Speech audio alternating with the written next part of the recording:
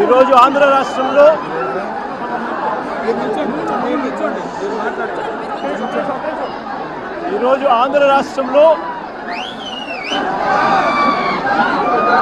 అభివృద్ధి సంక్షేమం అన్నది పూర్తిగా పక్కకు పోయి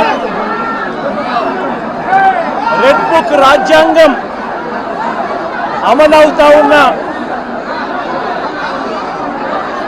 నిదర్శనము ఈరోజు నా పక్కనే ఉన్న వెంకటేశ్వర్లన్న కొడుకు నాగమల్లేశ్వరరావు ఈ గ్రామానికి ఉప సర్పంచ్. ఈరోజు ఎలాంటి దారుణమైన పరిస్థితుల్లో ఈరోజు అన్న ఇక్కడ నిల్చొని ఉన్నాడు, ఎలాంటి దారుణమైన పరిస్థితులు రాష్ట్రంలో ఉన్నాయి అన్నదానికి నిదర్శనం ఈ రోజున ఈ కార్యక్రమం. సత్తెనపల్లి మండలం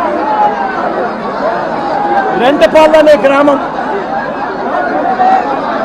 కోర్లకుంట వెంకటేశ్వర్ల అన్న, నా పక్కనే ఉన్న అన్న ఈ గ్రామంలో ఆ పార్టీకి సంబంధించిన నాయకుడు. తన కొడుకు నాగమల్లేశ్వరరావు ఈ గ్రామానికి ఉప సర్పంచ్.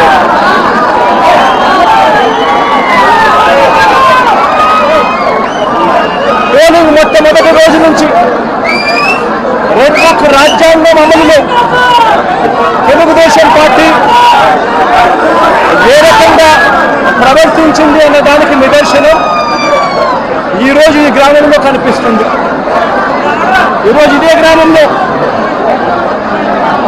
పోలింగ్ సమయంలో పోలింగ్కు ముందు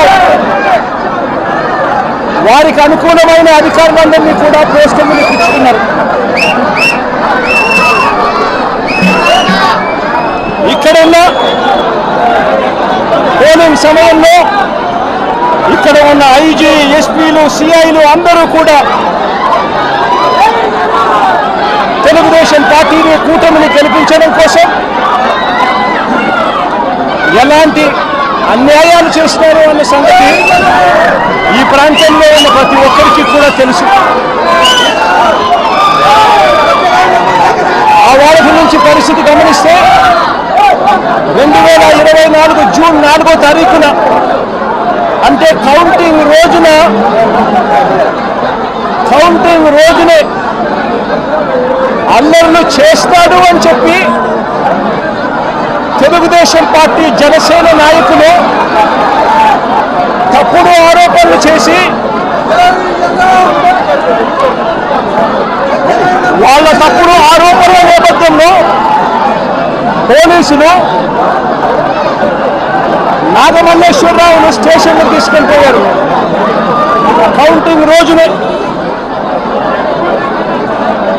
నాగమల్లేశ్వరరావును స్టేషన్లో ఉంచారు. ఫలితాలు టీడీపీకి అనుకూలంగా వచ్చిన మరుక్షణమే నాగమల్లేశ్వరరావు సెల్లో వేశారు. టీడీపీకి అనుకూలంగా ఫలితాలు రావడం మొదలెట్టాక ఈ గ్రామంలో నాగమల్లేశ్వరరావు ఇంటిపై, అంటే వెంకటేశ్వరరావు ఇంటిపై తెలుగుదేశం, జనసేన కార్యకర్తలు రాళ్లు విసిరారు. నాగమల్లేశ్వరరావును స్టేషన్లో ఉంచారు.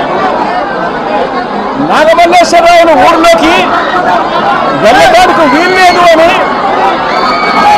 ఊరు విడిచిపెట్టి పోవాలి అని, లేకపోతే రౌడీ షీట్ ఓపెన్ చేస్తామని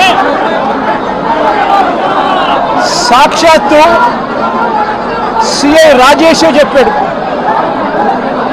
రౌడీ షీట్ ఓపెన్ చేయడమే కాదు, కాల్చి చంపుతామని కూడా సాక్షాత్తు సిఐ రాజేష్ అనే వ్యక్తి బెదిరించడం కూడా జరిగింది.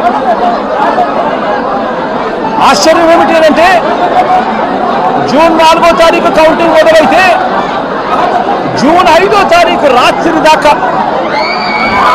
నాగమల్లేశ్వరరావు సెల్లోనే ఉంచుకున్నారు, అవమానించారు, బెదిరించారు. ఆయన మీద చేయకూడని నేరాలన్నీ కూడా చేశారు. 5వ తారీఖు